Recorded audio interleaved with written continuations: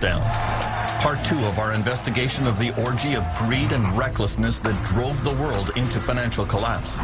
Only now are the hard questions being asked. Only now are the key players being held to account. In this hour, how the financial tsunami swept the world. The renegade executive who nearly destroyed the global financial system. Nobody knew just how big a casino AIG was running. And the Treasury Secretary who bailed out his old friends. The biggest welfare check in history had been paid to Wall Street. Behind closed doors, world leaders are at each other's throats. The reaction of the Europeans is very aggressive, very accusatory. Iceland is stabbed in the back by an old ally.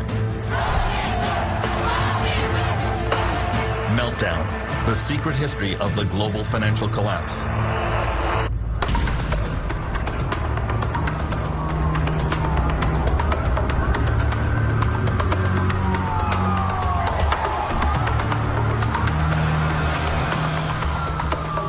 Sometime during the night of September 17th, 2008, the world financial system went into cardiac arrest. The failure of Lehman Brothers, the largest bankruptcy in U.S. history, had sent financial markets into a tailspin. The New York Stock Exchange had its biggest one-day drop since the 9/11 attack. Markets from London and Paris to Shanghai fell in lockstep. Russia suspended all trading. In an epidemic of fear, the world's major banks stopped lending money and accepting collateral from each other. The next morning, at precisely 10:15 a.m., President George W. Bush stepped out of the Oval Office to try and reassure the public. The American people are concerned about the situation in our financial markets. I've canceled my travel today to stay in Washington and consult with my economic advisors. Bush convened that emergency meeting in the White House Roosevelt Room. According to notes, U.S. Treasury Secretary Hank Paulson told the president that the United States was on the edge of a total financial meltdown. He said, "If we don't act boldly, we could be in a depression deeper than the Great Depression." Paulson had also warned, "This is the financial equivalent of war, and we're going to need wartime powers." There was a moment, I think, in this country where, at least for several days, the de facto president of the United States, actually, was not President Bush, but it was an unelected gentleman from Wall Street named Hank Paulson. Over the last 2 years, Hank Paulson has been summoned before numerous congressional investigations of the meltdown. Everyone realizes that the ruthless former CEO of Goldman Sachs played the leading role, and everyone wants to know why he did what he did. He was supposed to be the main free enterpriser in the Bush administration, but he ended up overseeing the greatest government intervention in the economy since the Great Depression. All investigations go back to his key decision in September 2008, the decision to allow Lehman Brothers to fail. In the White House on that Monday, Hank Paulson seemed almost flippant about the catastrophic bankruptcy. Good afternoon, everyone, and I hope you all had an enjoyable weekend. Yeah. He said that it was not the role of government to save private businesses. I never once considered that it was appropriate to put taxpayer money on the line in resolving Lehman Brothers. Not saving them is a little bit like saying, well, we're not going to put the fire out in your house because you caused the fire because you were smoking in bed. And the guy who lives next door will say, well, that's great for me when my house goes too because you're trying to teach this guy a lesson. The Lehman failure had repercussions around the world. Millions of people would lose their life savings. Pension plans were decimated. French Finance Minister Christine Lagarde would play a key role in the crisis. Although she was a close friend of Hank Paulson, she publicly called his Lehman decision horrendous. Vous savez, je l'ai dit pratiquement le lendemain matin de la décision. J'ai été à l'époque bien seul et parfois un peu critiqué. Je persiste à penser que c'était une mauvaise décision. Soudain, l'ensemble des établissements bancaires ont compris que personne n'était à l'abri et que toute banque pouvait tomber. À ce moment-là, l'ensemble des banques ont considéré que toutes leurs contreparties étaient en risque, peut-être, et elles ont bloqué tous les circuits de financement. Donc le crédit a cessé de fonctionner à ce moment-là. The immediate impact came in London, where the Lehman Brothers UK office had to instantly shut down operations. A lot of Lehman's trading was done through its subsidiary in London, and every Friday it would send all its cash back to New York. So on the Monday morning in London, there was no cash. The holding company had gone into Chapter 11, and there wasn't a penny to pay the staff. And that was about the worst way you could possibly close a bank. And so you had these pictures of staff just leaving with boxes full of files. The uncertainty on day one was huge and very damaging. Excuse me, sir, how are you feeling? How do you think? So all of these investors, not just in Europe and Asia, but in the United States and everywhere, all of a sudden have no access to this cash, no access to any of these assets, and have to start selling down their own assets at fire sale prices. And they're getting margin calls, and it's producing this sort of vicious circle. And that was something that I don't think anybody, both among the regulators and even the Wall Street CEOs, appreciated was going to be the reaction. In international financial markets, there was rising panic. It began to look as if many other banks could follow Lehman into the abyss. There was great uncertainty, too, about where this was going to end. It was really gut-wrenching uncertainty, and that is hard to accept. I mean, you deal with it, but you kind of go, where is the bottom here? Many governments blamed the United States. The US authorities have not got a grip on this. They're losing control, and I think you saw that in the trade credit. Suddenly it was impossible to get trade credit, and literally from that week you see this dramatic downturn in world trade. And of course we were hit by that. We're a trading country, so the collateral damage was huge. All eyes turned to Hank Paulson to see what the US government would do next. He was not always clear about his intentions. I don't know if you've read it yet, but we had said that we welcome. He's not very articulate. He has a hard time explaining what he's doing. He seems to be very impulsive. He's constantly on the phone barking orders. He's impatient. He drives his people very hard. He understands very quickly how severe the financial problems are, but I think he muddles the message in ways that may make it worse, because it's very confusing. He says one thing and does another, and then he changes his mind again. Paulson's ability to reverse directions came to the fore in the next crisis he confronted: the near collapse of the world's biggest insurance company, AIG. It emerged that the dealings of one obscure executive at AIG threatened the entire world financial system. His name was Joseph Cassano. Cassano lived in the most exclusive neighborhood in London, England.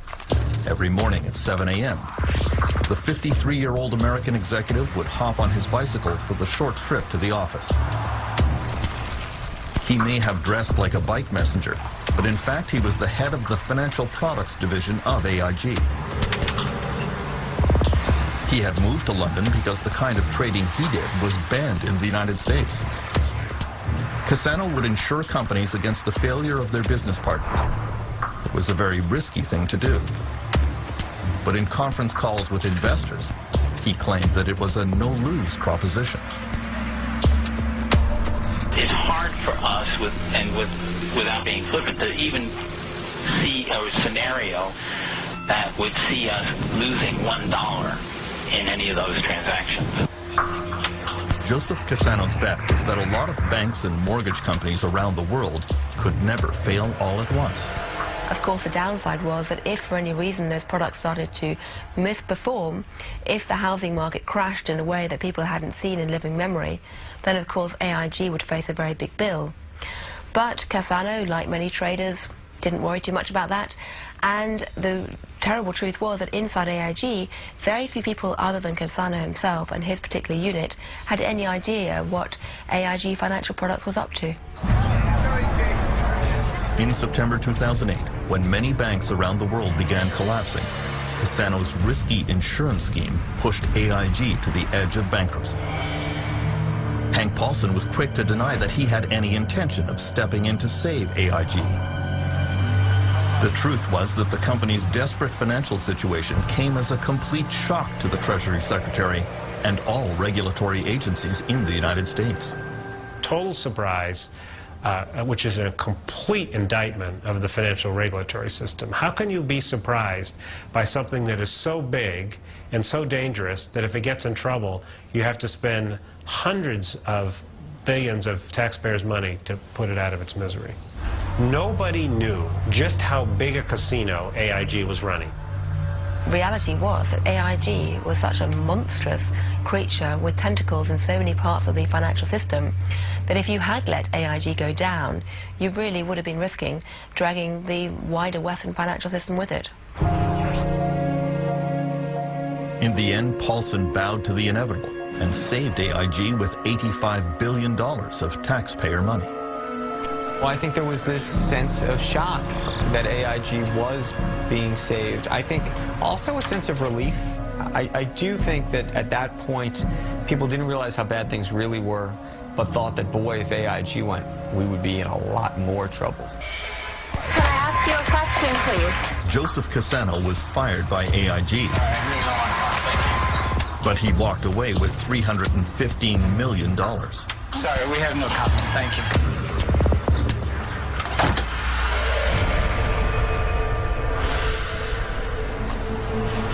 On Thursday, September 18th, U.S. Federal Reserve Chairman Ben Bernanke and Hank Paulson went to ask congressional leaders for more powers and several $100 billion to staunch the bleeding.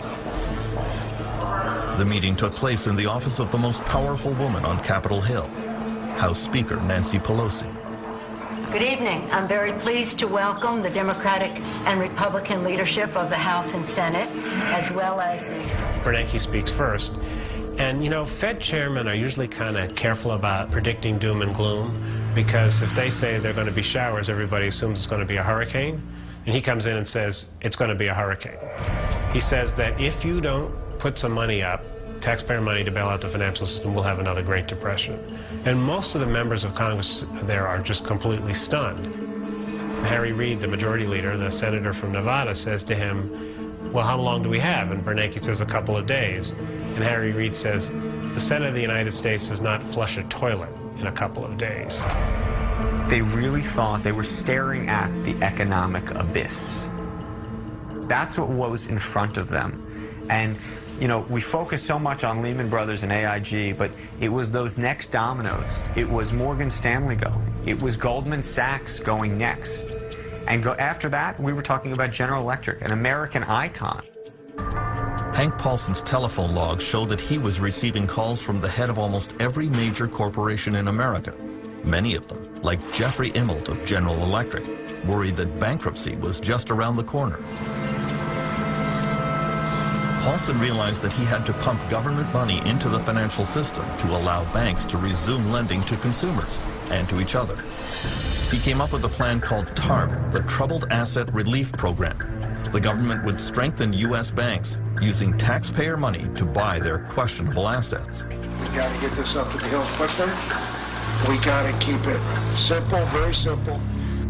The proposal was not well received. Hank Paulson, who wasn't very good at dealing with Congress at the best of times, turned up with a very thin proposal of a similar kind to recapitalize the banks, but it wasn't well prepared. It was only 10 pages long, whereas most bills in Congress are 700 or 800 pages long. There was no account about how the money would be spent, and Congress turned down the plan. They didn't like it.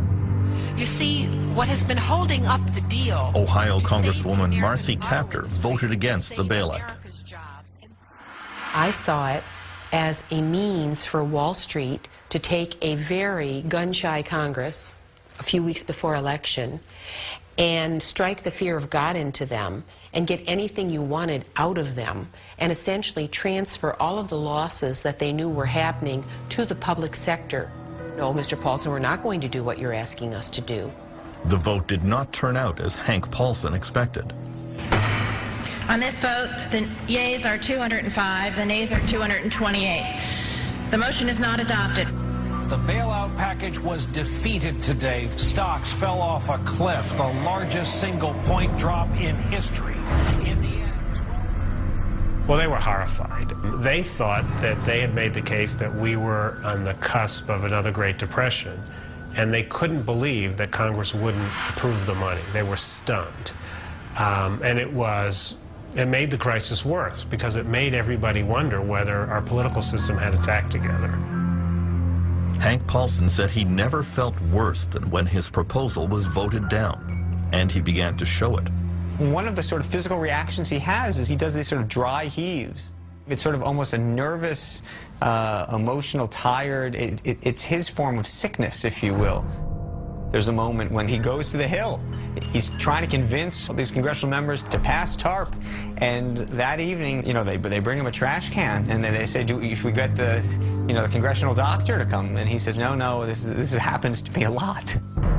Paulson's international colleagues could see that he was under enormous pressure.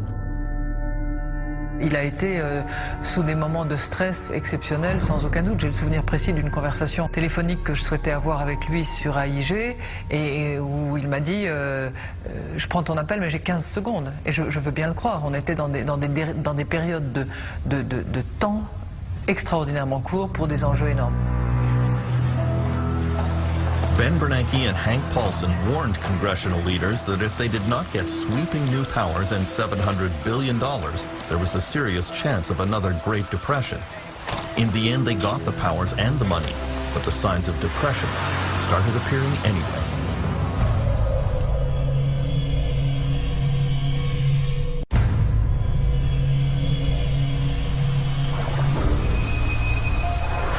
In the last few months of 2008, signs of economic depression appeared in many parts of the United States. There were over 1 million home foreclosures, the greatest share in California. 2 years later, the foreclosure rate is still increasing. What he doesn't get right now, he can get from... Deputy Mark Haybaker of the Sacramento Sheriff's Department used to enforce only 1 or 2 foreclosures a month. Now he has 20 to 30 a week. The owner here had poor health and no insurance, and so lost everything. Good luck to you folks. All right, take care. Don't move to California, that's all I got to say. Construction worker John Kesnick is helping the family move out on the foreclosure deadline, piling their belongings onto the sidewalk. He too has been out of work for months. Hey, just no one's buying any houses. What's happening to the California dream? Yeah, okay. It used to be good here. Ain't no more. It was good, guys. Sheriff Haybaker has one of the toughest jobs in the state. He often has to forcibly remove people, and sometimes even has to draw his weapon. He is haunted by the case of one older man who was not going to listen to reason. Hello? Sheriff? He continually called the bank and made threats to them. The bank made me aware of this. I showed up with another officer.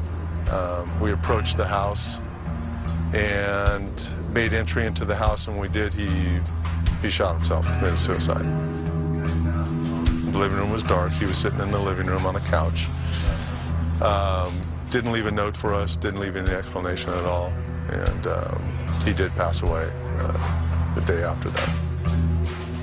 His family had probably lived there his whole life, and the bank took his house, and he probably felt that he had nowhere else to go. After being foreclosed, many former homeowners have no place to go and fall into despair. Some have to sleep in their cars.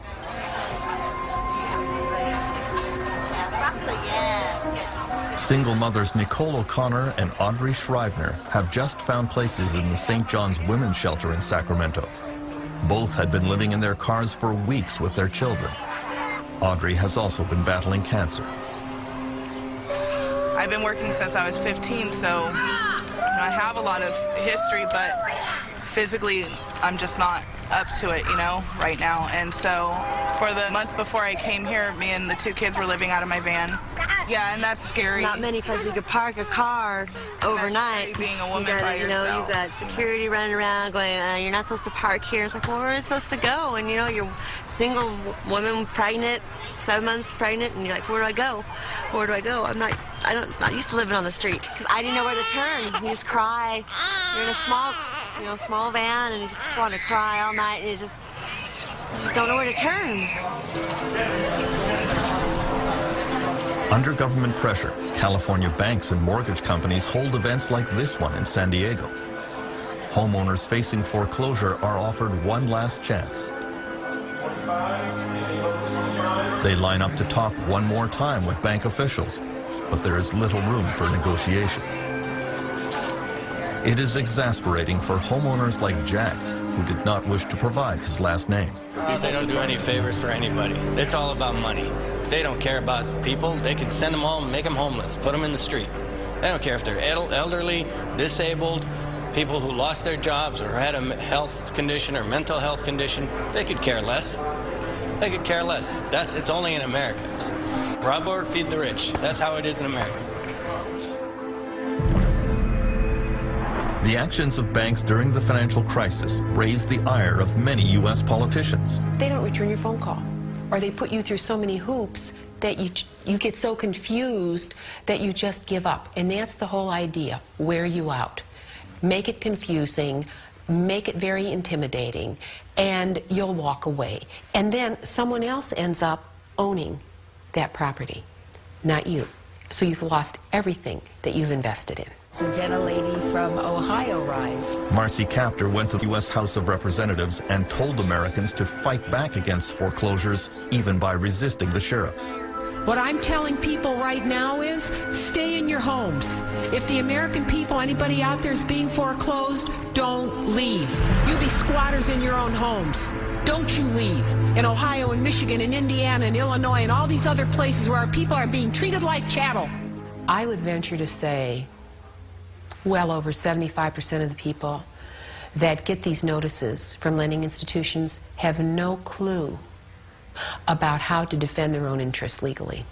It is just, it's a tragedy. On Monday, October 13th, 2008, as the U.S. economy was spiraling downwards, America's top bank CEOs were summoned to an emergency meeting at the U.S. Treasury building in Washington. News cameras caught fleeting images of the arrival of Jamie Dimon of J.P. Morgan and Lloyd Blankfein of Goldman Sachs, John Thain of Merrill Lynch, and John Mack of Morgan Stanley. It was a holiday weekend, and the purpose of the meeting was kept secret from the participants. Hi, David, it's Hank. U.S. Treasury Secretary Hank Paulson had decided the time had come for radical action. He intended to launch a virtual government takeover of the U.S. banking system by making direct government investments in all major banks. He knew that many bankers would be reluctant to accept. Paulson has a problem, which is basically the government of the United States can't force the banks to take this taxpayer capital. He wants them to take it because he wants to put capital into the weakest banks, and he wants the financial system to have more capital, because if it doesn't have more capital, it's going to shrink, and that's going to hurt us all. So he has to use his forcefulness to make them feel like none of them have a choice. And he does. The bankers knew that if they accepted the money, they would also have to accept a lot more government interference in the way they ran their businesses, right down to the size of their bonuses, something they desperately wished to avoid. In the end, each of the 9 CEOs present signed a hastily drafted single sheet of paper. $10 billion of government investment for Merrill Lynch, $10 billion for Goldman Sachs, $25 billion for J.P. Morgan, $250 billion in all. To Hank Paulson's own surprise, they capitulated much more quickly and easily than he ever imagined. Literally by 4 or 5 in the afternoon, it was done. Nice sit there, buddy. Try not to steal any more money. The biggest welfare check in history had been paid to Wall Street.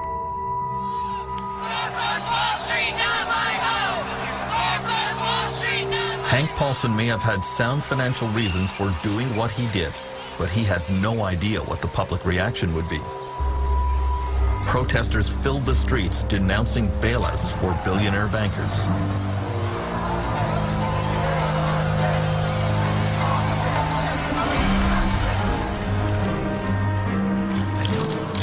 Paulson is still under fire for his handling of the financial crisis. At congressional investigations, he is pressed about what exactly U.S. taxpayers got for their billions of dollars. Ohio's Marcy Kaptur is determined to hold him to account. Well, you know, I wish you'd gotten a better deal for the taxpayers. You certainly got a good deal for a lot of your former clients. I think if you look at what the taxpayer is going to make on a number of these companies, it will have been good. But the biggest advantage to the taxpayer is what didn't happen. And that we did not have a collapse. We did not have double the number of foreclosures in Ohio. And oh, they're happening, Mr. Paulson. You ought to come and visit us in Ohio and see the results of your handiwork. Well, I know how terrible it is. I'm just telling you it would have been worse. That's your best argument. That's not good enough. You probably don't agree there was a crisis. I agree it was a crisis of your making for very... The gentlewoman's time has expired. The economic collapse of 2008 quickly spread to Europe, and so did the rage against bankers and politicians.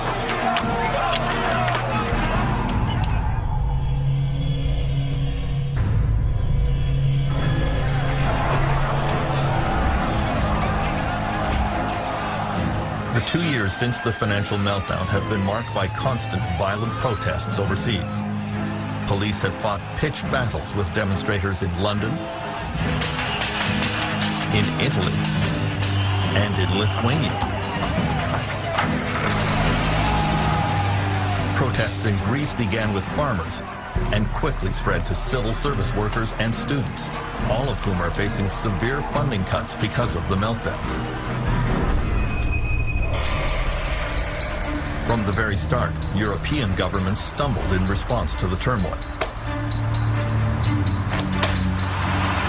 Conflicts first appeared at this meeting in Paris on October 4th, 2008. Banks in Britain and France had already started to collapse, but Europe's leaders couldn't agree on what to do about it. France's Christine Lagarde had proposed a European rescue fund for troubled banks, but Germany's Angela Merkel wanted nothing to do with bailouts of any other country's financial problems. In a closed session at the summit, Merkel sternly told President Nicolas Sarkozy, every country must clean up its own shit. Ironically, that very day, a German mortgage lender suddenly needed a massive government bailout, and it was Merkel who had to write the check. A French newspaper quoted Sarkozy's gloating. Merkel told me each to his own shit, and then she ends up in it. Maybe the meeting failed, but it was not my failure, it was Merkel's. She fell into her own trap. The whole affair was not a great advertisement for European unity. Et c'est pas un drame. C'est pas d'aujourd'hui que l'on ignore qu'il y a une culture anglo-saxonne, que l'Allemagne a sa propre organisation hollandaire et que les pays méditerranéens peuvent avoir d'autres idées. Tout le monde le sait. Et vous savez, l'Europe, c'est 27 pays souverains. Ce ne sont pas des provinces.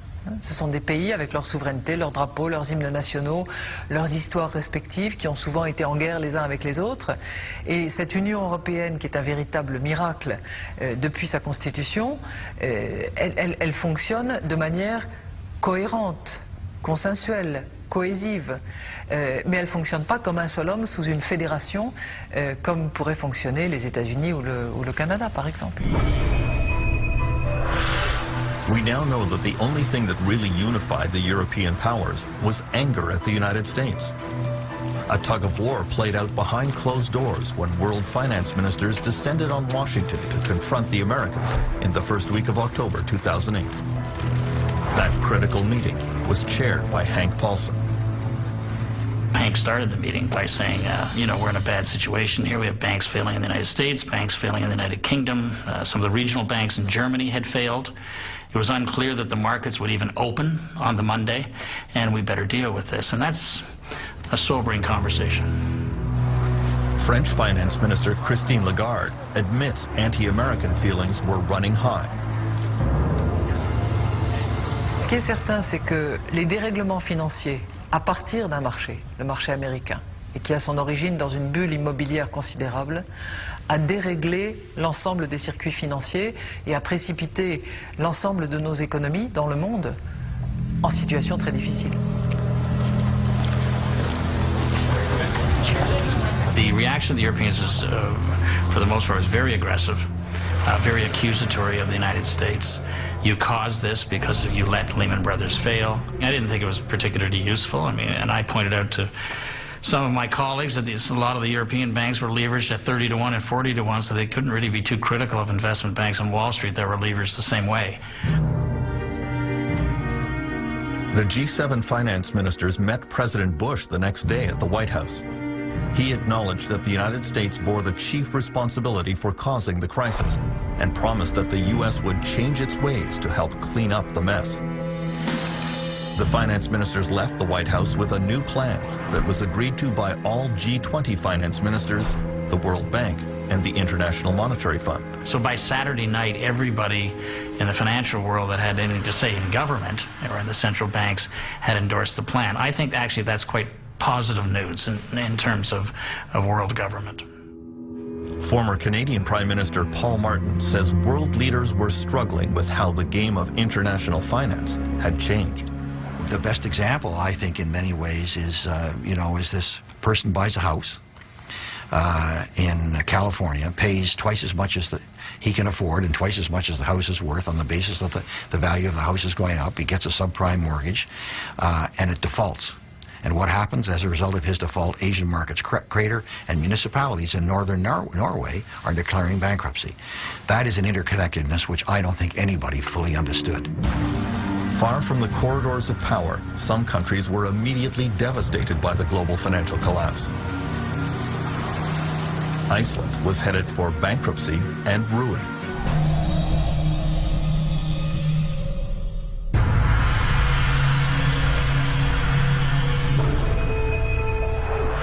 During the meltdown, the worst international dispute over money came between Britain and Iceland.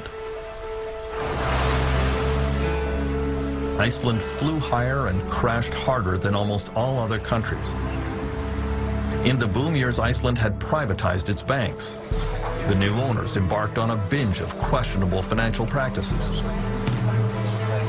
Many Icelanders thought they had developed a world-beating new banking model. But the global financial collapse would prove them wrong.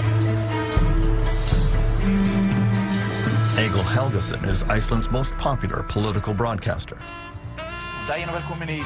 Suddenly, a small country with no history of banking, no history of stock markets, thought that they knew best. Even it's on record from the Icelandic Chamber of Commerce saying, of course, the Scandinavian countries cannot teach Iceland anything because we are cleverer than them.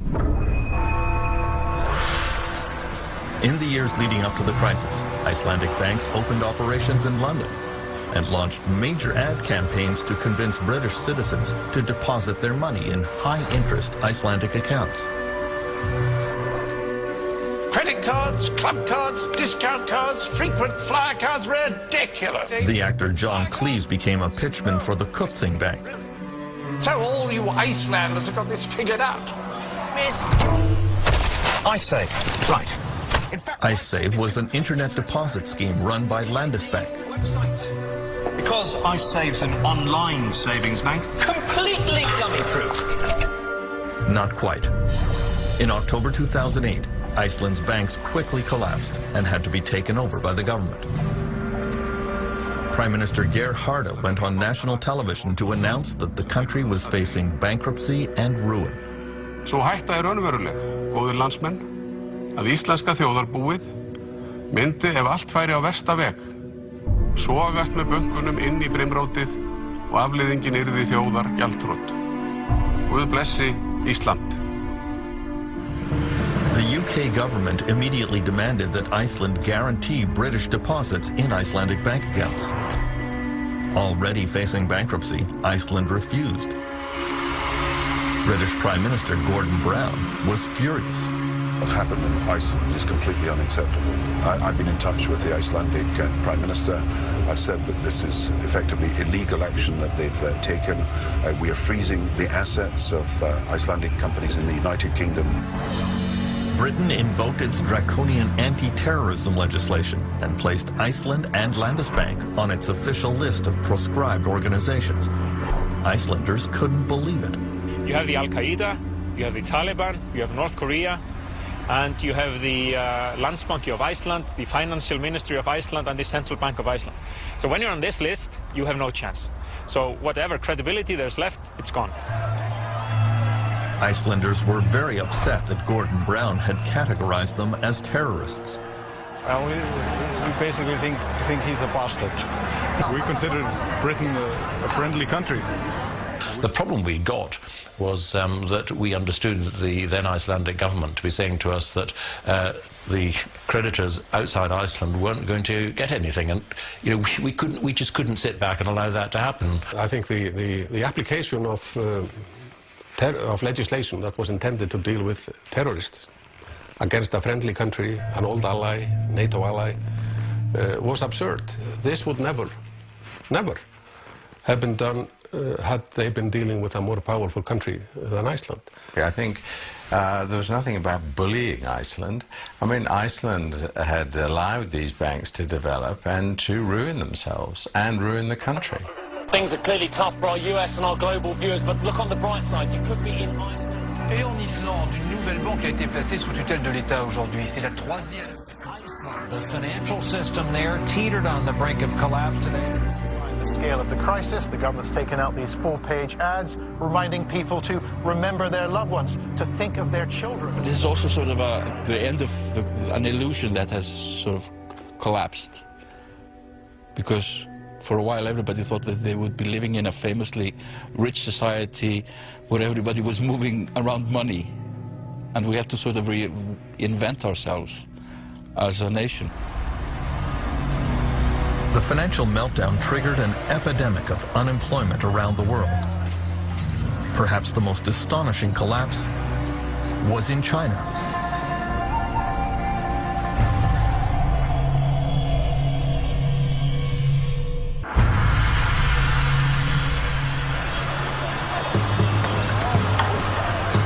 The interconnectedness of the world economy became starkly apparent in late 2008 in China.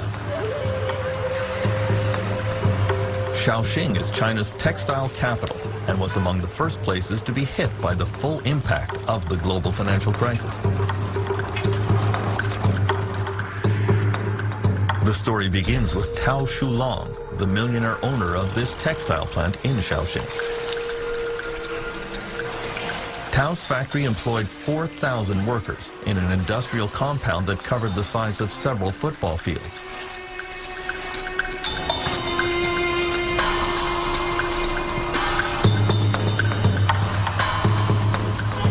Tao drove around town every day showing off his latest Mercedes, and he was widely seen here as an advertisement for the new China.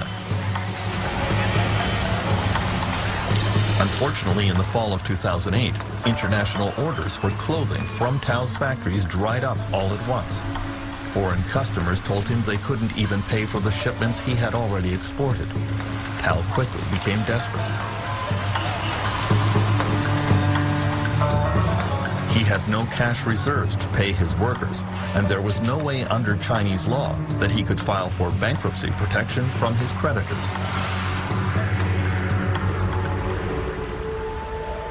And so late one night in October, Tao sold his Mercedes, burned the financial records of his companies, and disappeared into the night.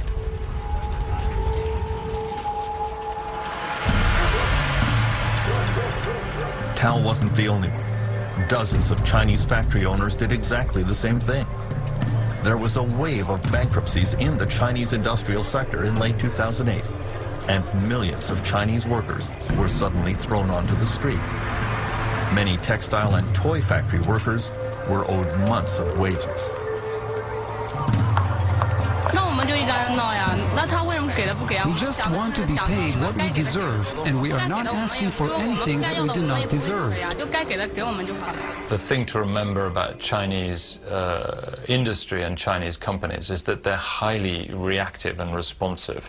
You think these are companies that can turn around a toy design and make it an export before Christmas, sometimes in a matter of weeks. And they're exactly the same. When orders start falling off, they close very quickly. And there is sort of instant reaction to lack of profitability, which is fire all the workers. It's a very brutal form of capitalism. Someone got on the roof to jump, this woman says, but the police just said, go ahead. Other workers reveal they haven't eaten for 2 days. Han Dongfang is a labor activist in Hong Kong who hosts a hotline radio show devoted to workers' rights. He says China's labor unions were of no help to the laid-off workers because those unions operate as virtual branches of the government. They never thought how to represent the workers, how to help the workers. So therefore, everything they react in a way that the workers don't really need. By Christmas 2008, there were an estimated 15 million unemployed workers in China. Thousands of factories had closed suddenly. Demonstrations broke out in several cities.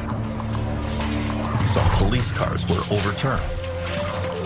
Millions of angry workers demonstrating in the streets is about the worst nightmare for China's communist government.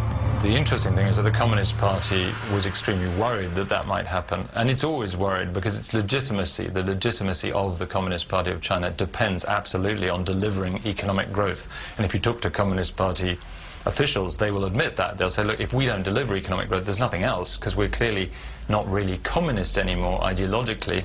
We have an essentially capitalist economy. And if we don't make it work, then we are the ones to blame, and therefore we have to keep delivering economic growth. So they're very sensitive about any form of unrest. The 2008 demonstrations echoed the notorious Tiananmen uprisings of 1989, when Chinese citizens lost their fear of dictatorship and stood up to the communist government. Han Dongfang was a leader of the Tiananmen protests, but speaking from experience, he urged workers not to participate in the violent demonstrations of 2008. One of the lessons I learned from 1989, the huge, massive street action, looks powerful, yes, but after the crackdown, everybody disappeared. We're human beings, and we have fear in front of machine guns. Even 1 million people in the street continue for 3 days. That power is not really reliable. The Chinese Communist government quickly suppressed the demonstrations there.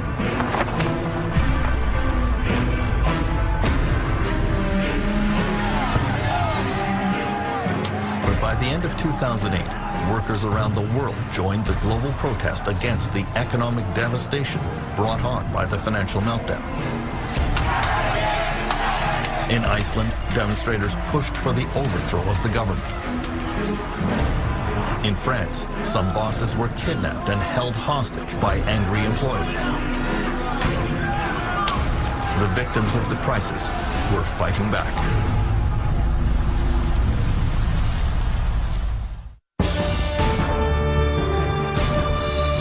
Next time on Meltdown. Out of work and out of patience, the newly unemployed aim their fury at the boss. While CEOs make do on less enormous salaries, 10 cities and soup kitchens are still growing. It's getting worse, and it could get a lot worse. Those who can least afford it are paying the price.